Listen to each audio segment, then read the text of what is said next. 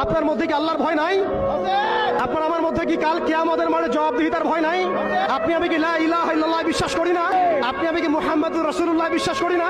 আপনি আমি কি মুহাম্মদ রাসূলুল্লাহর উম্মত নই? অতএব আমরা কখনোই কারো দাসত্বের দিকে যাব না ইনশাআল্লাহ।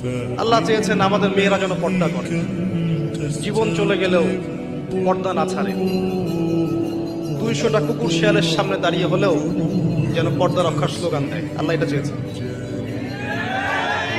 কেউ যদি বলে শুভ জন্মদিন, শিরক হয়ে যাবে। বুঝতে পারেন নাই? ওই দিনে যে শুভ না ওই দিন অশুভ আপনি জানলেন কিভাবে?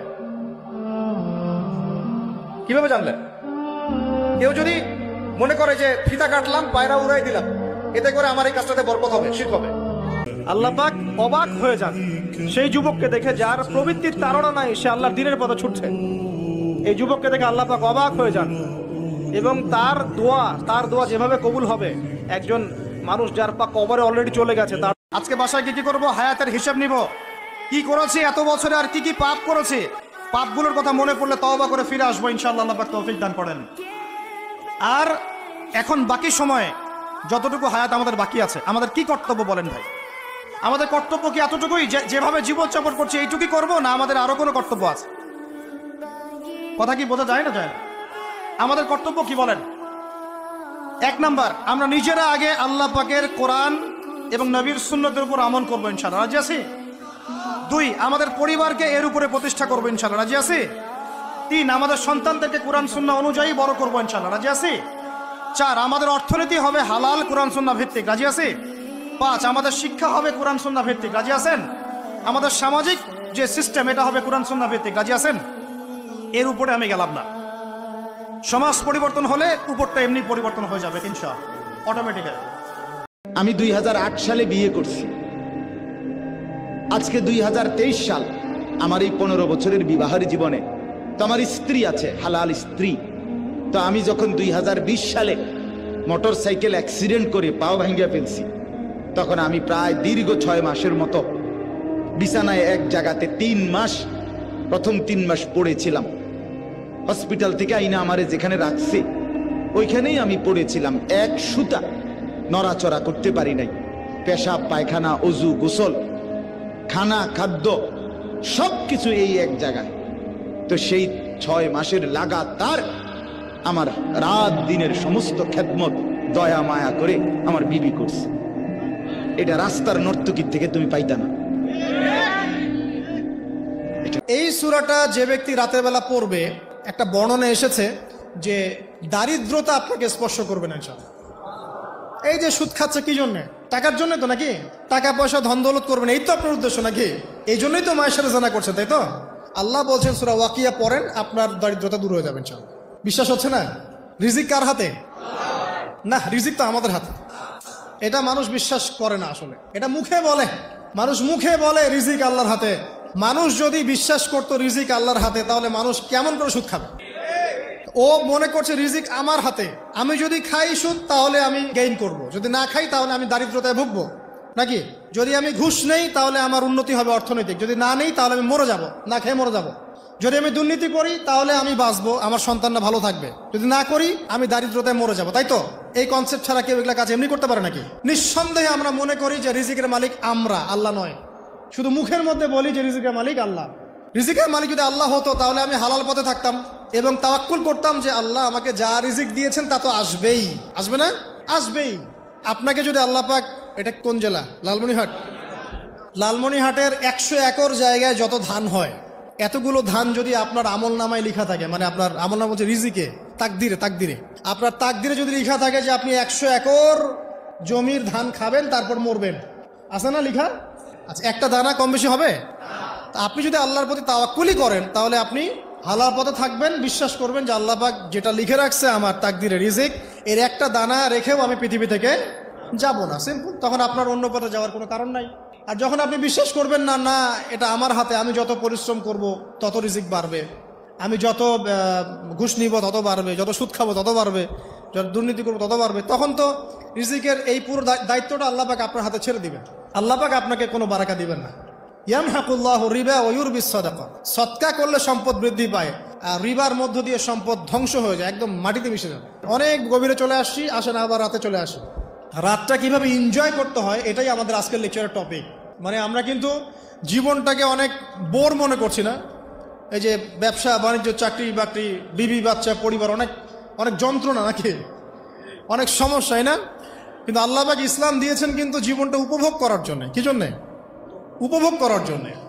আমরা আগে ভাবতাম আল্লাহ পাক ইসলাম আসলে কি জন্য দিলেন মানব জাতির। উত্তর হচ্ছে তিনটা। এক, ইহকালীন সাফল্য, এক। দুই, পরকালের মুক্তি, আর তিন হচ্ছে আপনার জীবনটাকে উপভোগ করার জন্য। আপনি জীবনটাকে ইসলাম দিয়ে যেভাবে উপভোগ করতে পারবেন অন্য কোনো বিষয় দিয়ে পারবেন না। পারবেন? পারবেন না। আসেন দেখেন কিভাবে। রাতটা নিয়ে কথা বলি। এই যে রাত হয়ে গেল, আমরা আয়াতুল কুরসি পড়বো, আমরা সূরা বাকারার শেষ 3 আয়াত পড়বো, সূরা মুলক পড়বো। সন্তানকে নিজের মনে করবেন না, সন্তানকে মনে করবেন এটা আল্লাহর আমানত আপনার কাছে। কোনো কোনো ক্ষেত্রে এমন হয়েছে সন্তান নষ্ট করার মানুষ চেষ্টা করছে, তাও সন্তান আল্লাহ দিয়েছেন। সন্তান আমার না, সন্তান আল্লাহর দেওয়া, আমার কাছে আমানত। একে যদি আমি সুসন্তান রূপে মানুষ না করি, আগামী দিনে নোমর না বানাই, তাহলে আল্লাহ আমাকে ধরবেন। That's all. 1 নম্বর, সন্তানকে ওর গন্তব্য চেনাবেন, ওকে আমাদের সিংহ পুরুষদেরকে পরিচয় করায় দিবেন, ওর মতো তাদের মতো হতে বলবেন। এবং সন্তানকে আপনি নিজের মনে করবেন না, সন্তানকে মনে করবেন আল্লাহর দেওয়া জাস্ট একটা আমানত। বুঝছো বন্ধু, একদিন রাত কহেলে দেখবা তুমি নাই, পৃথিবীবাসী জানবে তুমি মরে গেছো। পৃথিবীর তখন আলো ফুটবে, চাঁদও উঠবে, সিএনজিও চলবে, অটোও চলবে, দোকানপাট সবই চলবে। এই পৃথিবীর হই হুল্লুর হুলুস্থুল ব্যস্ততা, ধোকাবাজ এই দুনিয়া, কেউ থামবে না, শুধু তোমারে কবরে পাঠায়। ধোকাবাজ এই দুনিয়া, এই দুনিয়া প্রতারক, এই দুনিয়া কেউ থামবে না। সামনের সিএনজি অ্যাক্সিডেন্ট করলো, পিছনের সিএনজি থামে, ছাড়ি দিয়ে যায়। সামনের গাড়ি অ্যাক্সিডেন্ট করলে পিছনের গাড়ি থামে না, ছাড়ি দিয়ে যায়। স্বার্থ করে এই দুনিয়া কেউ থামে না। বাপরে দাফন কইরা এই সন্তান, এই বউ বাচ্চারাই আবার এসার করে ওই দিনকেই ভাত খায়, তাই না? পেট বইরা লগের ঘরের থেকে আর আইন্দা আনছে, এরা ঠিকই পেট ভরে খায়। তোরা না কাঁদলো বিকালে, ওরা না দুপুরে কাঁদলো, কোন ভাত খায়? ছাড়ছ কেউ থামে না দুনিয়া, আলো বাতাস সব চলে। তুমি বন্ধু, আল্লাহকুমুত তাকাসুর হাত্তা যুরতুমুল মাকাবির। আল্লাহ হচ্ছে বান্দা, আখিরাত ভুলে গেলা, দুনিয়ায় ডুবে গেলা, তবে মনে রেখো হাত্তা যুরতুমুল মাকাবির, এরই মাঝে কিন্তু একদিন কবরস্থানে পৌঁছে যাবে। হ্যাঁ, কই পৌঁছে যাইবা? তোমরা কবরস্থান দেখো নাই ভাইয়া? কাল্লা সাউফা তা'লামুন। আল্লাহ বলে কবরে আসলেই আমি বুঝাই দেব বান্দা আমার নাফরমানির শাস্তি কেমন।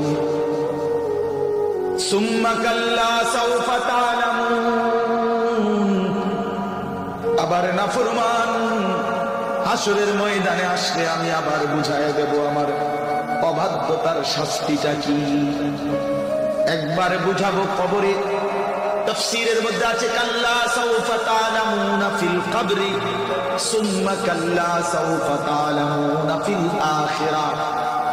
আল্লাহ বলে একবার কবরে বুঝাইবো আমারে ত্যাগ করা, আমার নাফরমানি, আমারে সিজদা না করার শাস্তিটা কি। কবরেই টের পাইবা। ওয়া ইউকাইয়াদু লাহু মালাকুন আমা ওয়া আসাম্মু আবকাম। নবী বলেন নাফরমানের কবরে এমন একজন ফেরেশতা পাঠানো হবে, যেই ফেরেশতা অন্ধ, বোবা, বধির, চোখেও দেখে না, কানে। কিয়ামতের মাঠে 5টা প্রশ্ন হবে অতিরিক্ত। কবরের 3টা প্রশ্নের পরে কিয়ামতের মাঠে আরো 5টা অতিরিক্ত প্রশ্ন হবে। প্রথম প্রশ্ন হচ্ছে তোমার সারা জীবন কোন কাজে ব্যয় করেছো। দ্বিতীয় প্রশ্ন স্পেশালি আবারও যুবকদের জন্য, যে তোমার যৌবন কালটা তুমি কোন কাজে ব্যয় করেছো। তৃতীয় প্রশ্ন হচ্ছে কোন পথে সম্পদ উপার্জন করেছো। 4 নাম্বার, কোন পথে সম্পদ ব্যয় করেছো, খরচ করেছো। আর 5 নাম্বার হচ্ছে ইলম অনুযায়ী আমল করেছিলে কিনা। এই 5টা প্রশ্ন স্পেশালি কিয়ামতের মাঠে করা হবে প্রত্যেক ব্যক্তিকে। এর উত্তর না দেয়া পর্যন্ত কোনো মানুষ 1 পা সামনে যেতে পারবে না, 1 পা পিছনেও আসতে পারবে।